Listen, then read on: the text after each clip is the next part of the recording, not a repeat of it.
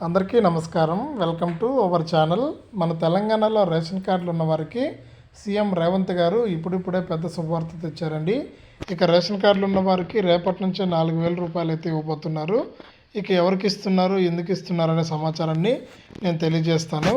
ఇలాంటి మరెన్నో సమాచారం కొరకు ఇప్పుడే మన ఛానల్ను సబ్స్క్రైబ్ చేసుకోండి. సబ్స్క్రైబ్ చేసుకోకుండా చాలామంది చూస్తున్నారు. సబ్స్క్రైబ్ చేసుకుని పక్కనే వచ్చే గంట పైన నొక్కండి. అప్పుడే ప్రతి వీడియోను కూడా మీరు మిస్ అవ్వకుండా మీ ఫోన్ ద్వారా తెలుసుకుంటారు. ఇక వివరాల్లోకి వెళ్తే మన తెలంగాణ రాష్ట్ర వ్యాప్తంగా ఇప్పటికే మహిళల కోసం అనేక పథకాలను ప్రవేశపెట్టినటువంటి తెలంగాణ సీఎం రేవంత్ రెడ్డి గారు ఇక కుటుంబంలో ఏదో ఒక పథకం ఉండాలనే ఉద్దేశంతో కొత్త పథకాలను అయితే తీసుకురాబోతున్నారు.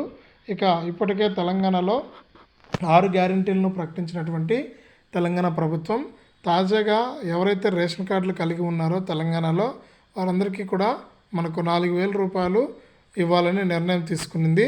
ఇక ఈ డబ్బులు ఎందుకు ఇస్తున్నారనేది చూస్తే ఇప్పటికే మహిళలకు మహాలక్ష్మి పథకంలో భాగంగా కుటుంబంలో ఒక మహిళకు 2,500 రూపాయలు అయితే ఇవ్వబోతున్నారు. ఇక ఈ పథకంతో పాటు ఎవరైతే నిరుద్యోగులు ఉన్నారో వారందరికీ కూడా నిరుద్యోగ భృతి కింద ప్రతి నెల కూడా 4,000 రూపాయలు ఇవ్వాలని నిర్ణయం తీసుకున్నట్లు సమాచారం అయితే ఉంది.